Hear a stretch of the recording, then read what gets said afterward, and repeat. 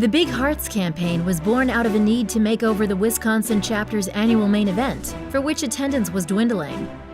A premier event committee composed of chapter members and business partners conceived the competition, which pitted the East, Milwaukee, against the West, Madison.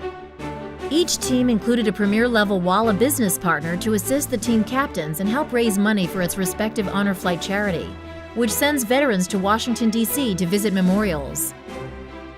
After a kickoff event featuring networking and a business partner expo and education, the team started their fundraising initiatives. The Big Hearts campaign wrapped up at the November Fall Social, where chapter members and business partners interacted with the Stars and Stripes Honor Flight and Badger Honor Flight members and American Legion members.